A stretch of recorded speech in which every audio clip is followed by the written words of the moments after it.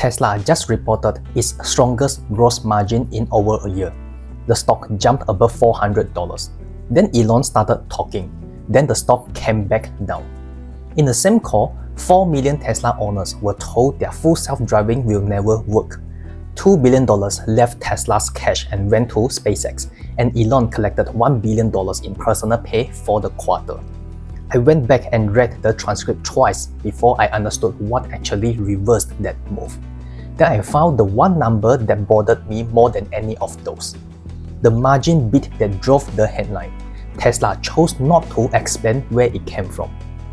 On April 22, 2026, Tesla dropped its Q1 results. Revenue $22.4 billion, up 16% from a year ago. Gross profit $4.7 billion, up 50% year over year. The automotive gross margin came in at 19.2%. This figure excludes regulatory credits, which is the cleanest way to measure what Tesla actually earns building and selling a car. That is the highest in over a year. It was 17.9% last quarter. It was 16.3% a year ago. The direction is unmistakable. Free cash flow $1.4 billion positive. Analysts had expected negative $1.6 billion. Tesla beat that by $3 billion in a single quarter. Non-GAAP earnings per share 41 cents. Wall Street expected 37 cents. Look at those two numbers. Expected negative $1.6 billion came in at positive $1.4 billion. That is a $3 billion swing. That is why the stock jumped above $400 the second those results hit the screen.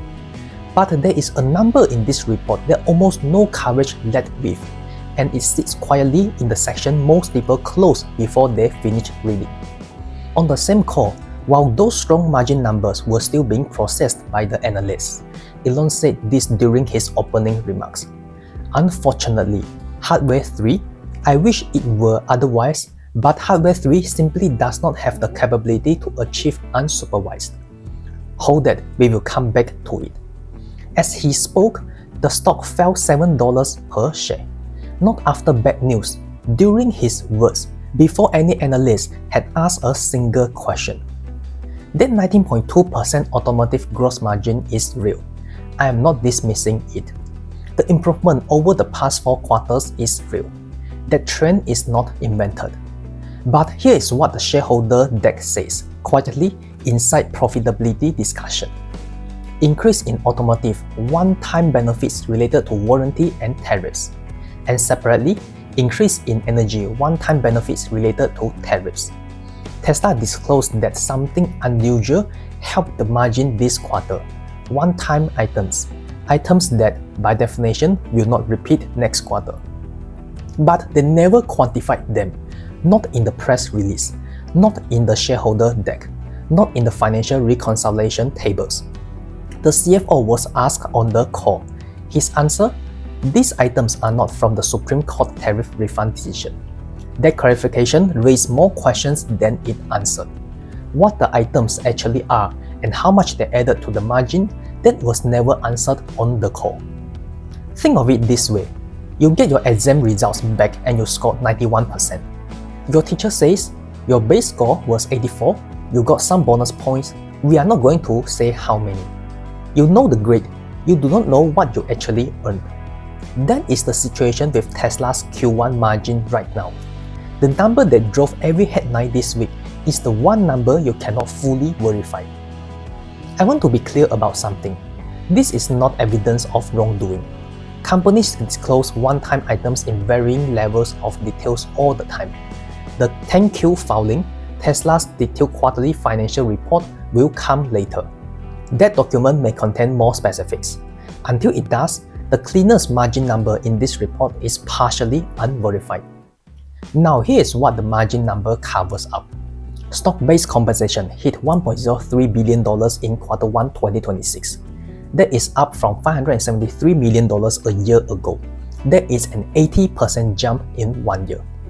This is the primary reason GAAP earnings per share, the number including every real expense, came in at just 13 cents.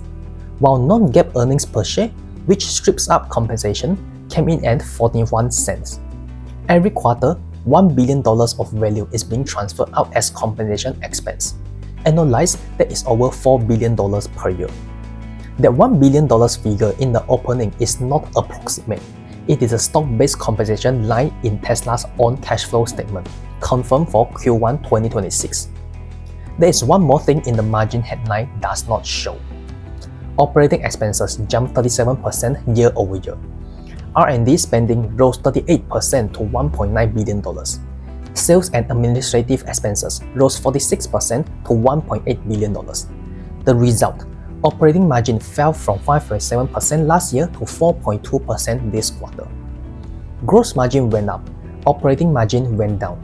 The company is spending into the next phase faster than the current phase is growing. Both of those things are true at the same time. If this breakdown is useful, hit like and subscribe. I go 3 layers deep every week. Let me show you what actually happened to the cash this quarter. Tesla generated $3.9 billion in operating cash flow, spent $2.5 billion on capital expenditures. That left $1.4 billion in free cash flow, the strongest free cash flow number in years, the number that beat every analyst model. Then Tesla spent $2.002 billion buying SpaceX equity. In the same quarter, Tesla generated $1.4 billion in free cash flow. It sent $2 billion to SpaceX to buy a stake in a private company that Elon personally owns 43% of. That figure is a confirmed line item on Tesla's Q1 2026 cash flow statement. Purchase of SpaceX equity investment, $2.002 billion. The SpaceX purchase was completed in the same quarter Tesla will report positive free cash flow to shareholders. Tesla also borrowed $4.3 billion in new debt during quarter 1. It repaid $3.5 billion in existing debt. Net new borrowing, roughly $800 million. The company ended the quarter with $44.7 billion in cash. Some of you are already asking why Tesla needs to borrow at all if it has $44 billion sitting there. That numbers includes working capital tied up in inventory, global operation, and supplier commitments. The freely deployable portion is smaller. And when you are guiding negative free cash flow for 3 straight quarters while spending $25 billion in a year, $44 billion move faster than the headline makes it look. Now look at what happened to the spending plan in 90 days. In January 2026, Tesla told investors to expect over $20 billion in capital expenditures for the full year. On this earnings call, 90 days later, that number became over $25 billion, a $5 billion increase in 1 quarter of guidance updates. And then the company said this. It anticipates negative free cash flow for Q2, Q3, and Q4 of 2026. Tesla has already told you what is coming. The equity raise has not happened yet. The debt raise actually has. I want to be fair to the ambition here. The infrastructure being built, the Optimus lines, the compute clusters, the robotaxi network is not fiction. Paid robotaxi miles nearly doubled sequentially in quarter 1. The expansion to Phoenix, Miami, Orlando, Tampa, and Las Vegas is in the official shareholder deck. That activity is real. But the question for Tesla shareholders is not whether something gets built. The question is who is paying for it and in whose direction the output flows. Terafab, still no dollar commitment from Tesla, SpaceX, or xAI. No construction timeline, no equipment orders disclosed. Elon's exact words on the call. 32 days after the announcement, we are still working out the details of Terafab. And then he said, it is going to have a lot of complexity because Tesla and SpaceX shareholders and boards have to be served. Both sets of shareholders, one person deciding what served means for each.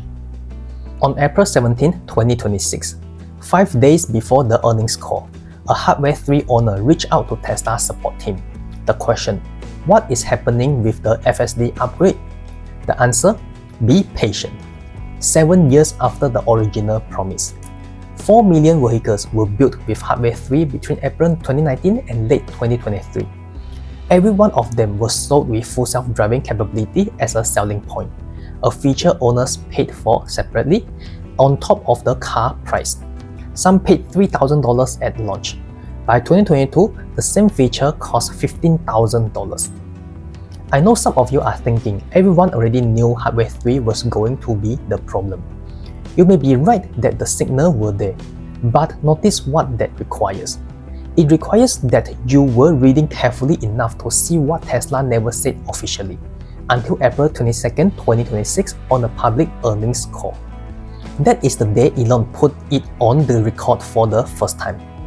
Unfortunately, Hardware 3, I wish it were otherwise, but Hardware 3 simply does not have the capability to achieve unsupervised. 5 words in the middle of that sentence. I wish it were otherwise. Not a product team memo, not a terms of service update, not a support page. The CEO of the company on the public record saying he wishes he could give those owners what they paid for.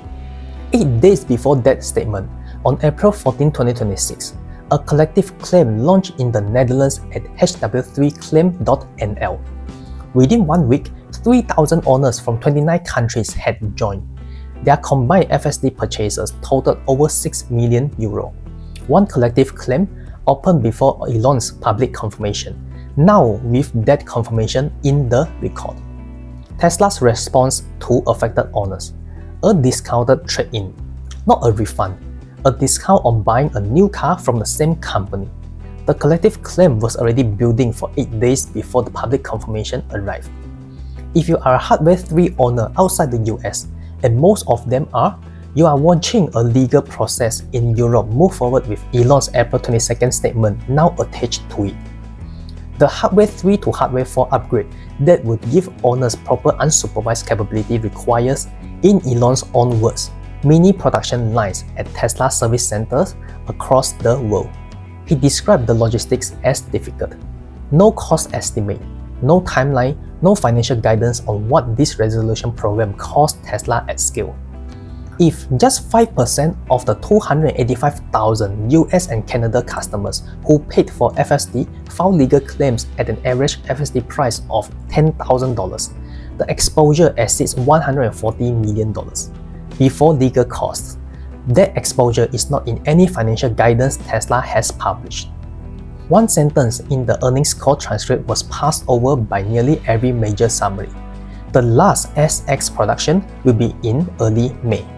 The Model S launched in June 2012, the Model X in September 2015. Together, over a decade of Tesla's most aspirational vehicles, the cars that made people believe the company was real. The last one rolls off the Fremont assembly line in a matter of weeks. No ceremony was announced, one sentence in the transcript. The reason: the Model S and Model X lines at Fremont are being handed to a robot factory. The shareholder deck is specific. The first generation Optimus robot production line, designed for 1 million robots per year, will replace the Model S and Model X lines at Fremont. A second generation line at Giga Texas is designed for 10 million robots per year over the long term. Optimus deployed 10 robots at Giga Texas in Q1. They completed 15 tasks. That sentence is also in the official shareholder deck. 10 robots, 15 tasks. The plan is for 1 million per year. Tesla AI 5 chip completed its tape-up in April 2026. The chip exists. It is designed. But when an analyst asked whether AI 5 is going into customer vehicles, Elon confirmed that a modified version of AI 4 would go to customers instead. Where AI 5 actually goes, the robotaxi fleet, the research fab, is not confirmed. The Dojo situation is worth naming. In August 2025, the Dojo team was shut down. Elon said it was an evolutionary dead end.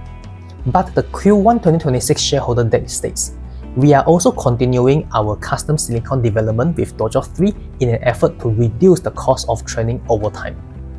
What exactly survived, at what scale, with what relationship to Terafab, is not explained. I do not know what to make of that. I genuinely do not. But it belongs in the picture. Now, here is the number that gets the least attention relative to how much it is actually working. Services and other revenue grew 42% year over year to $3.745 billion in Q1. That is now larger than Tesla's entire energy business in a single quarter. FSD subscribers grew 51% year-over-year to 1.28 million. The FSD subscription model is generating real, growing, recurring revenue right now, not in 2027, not pending regulatory approval, this quarter. The AI monetization that is actually in the income statement is not the chip factory or the robot army. It is a subscription line that grew 51% in 1 year. I want to hear from you. Given what you have just heard, the margin that cannot be fully verified, the cash that went to SpaceX, the Hardware 3 owners, the Model S and X ending quietly, do you still read Tesla as an AI platform company or as something still in the middle of deciding what it is? Tell me in the comments. When I went back and read the transcript twice, the thing I could not move past was not the SpaceX purchase or the HW3 statement. It was the margin number, the number that drove every headline, the one Tesla chose not to explain. I cover this company regularly. After this research, I am not less interested in it. I am more specific about what I still cannot verify. 3 things I'm watching from here. 1. The Tesla's 10Q filing. It will contain more detail on the warranty and tariff one-time items that lifted Q1 gross margin. When it drops, the real underlying margin number becomes verifiable. That is the moment the Q1 recovery is confirmed or explained. 2. Any financial guidance on the Hardware 3 resolution program. Tesla offered a discounted trade-in but gave no estimate on what this cost at scale. Watch Q2 guidance and margins for any impact. 3,000 owners from 29 countries have already joined a collective claim. Elon's April 22nd statement is now part of that record. 3. Whether Tesla announces an equity raise before or after the SpaceX IPO. Expected around June 2026. Tesla already borrowed $4.3 billion in new debt in Q1. The company has guided negative free cash flow for 3 more quarters this year. The order of those 2 events, equity raise first or SpaceX IPO first, tells you something real about how tight the cash is moving. Tesla beat the quarter. The stock rose above $400 the moment the numbers hit the screen. Then Elon started talking. By the time the call ended, every gain was gone. Not because the numbers were wrong, because of what lived between the lines. When the number that drove the headline beat is the one number the company chose not to explain, what are you actually deciding with? If this gave you a clearer picture, hit like and subscribe. I go 3 layers deep every week.